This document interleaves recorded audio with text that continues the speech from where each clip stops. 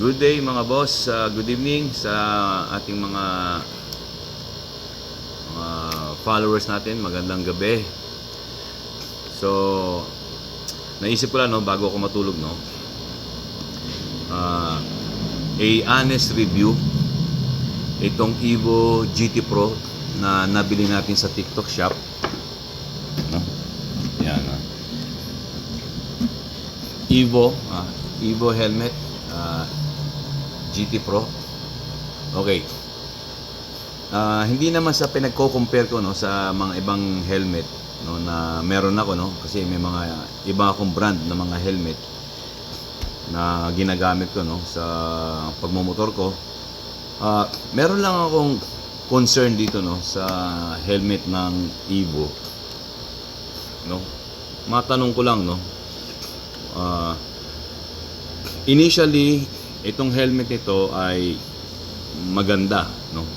Yung quality niya, yung mga padding niya ay magaganda no. So nilagyan ko rin siya ng ano, yung aking ginagamit na intercom, yung jabber. Okay. Meron lang akong medyo parang ayaw ko rito. Hindi ko lang alam sa mga Evo user natin diyan na gumagamit no. Meron lang akong napansin dito kasi chinek ko yung iba kong helmet, tinignan ko yung ano. May concern lang ako kasi nung ginamit ko ito, kasama ko yung mga Liceo bikers, no, yung tropa natin. No. Pumunta kami ng Makina Moto Show. Then ito yung gamit natin. No. Kasi nga, may hawig sa kulay siya no, sa motor ko na si Bumblebee. So, may concern lang ako dito. No. Ewan ko kung napapansin ng iba. So during nang ginagamit natin ito, yung hangin no, yung ano bang term diyan, is talagang grabe ang lakas nung ano, yung flow sa loob ng hangin sa tenga. No. Yun lang yung concern ko dito no. Bakit ganoon no? At nung chinek ko dito sa kanyang visor no.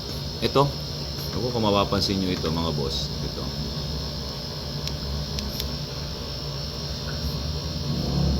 Ilawan natin.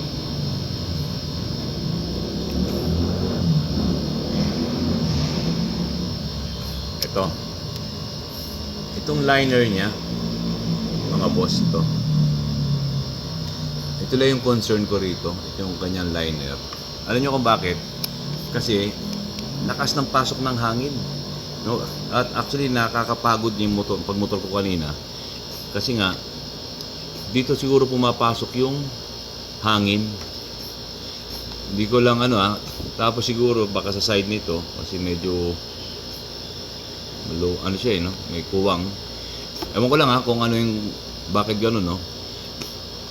Pasok yung hangin at nakakabingi kanina no. Yung tinatakbo ko ito, kahit nga mabagal yung takbo, nakakabingi no. Kaya yun na naman ang issue ko rito sa Evo kasi nasanay ako doon sa ibang brand ko na ginagamit no. Tahimik sa loob no, yung paggamit, yung hindi ko na mention yung anong brand ng helmet yun, tahimik sa loob.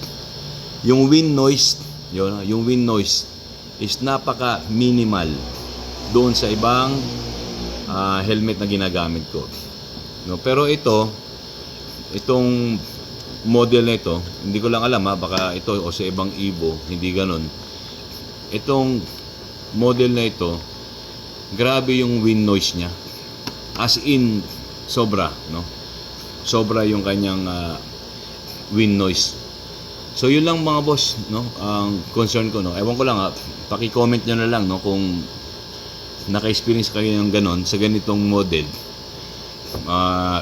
Hindi naman ako perfect no. Concern ko lang no, sana masagot din no, kasi ang lakas talaga ng wind noise ito. Hindi ko alam kung dito pumapasok no, kasi nga napakanipis nung kanyang rubber dito. Kasi yung sa helmet ko na ginagamit na isa, kasi meron akong 6 na helmet matigas yung ganito, tigas, tsaka wala siyang kuwang na ganito no? Hindi ko lang alam Pero overall, yung design nitong Evo ay maganda at sa nagsasabing mabigat, hindi naman siya ganun kabigatan at maganda siyang very fit sa ulo ko. Yun lang talaga yung concern ko, yung kanyang wind noise, grabe, ang lakas. So anyway, yun lang, no. Baka may mga idea kayo diyan, mga boss, no. Paki-comment na lang, no. Yun lang naman, no. Salamat.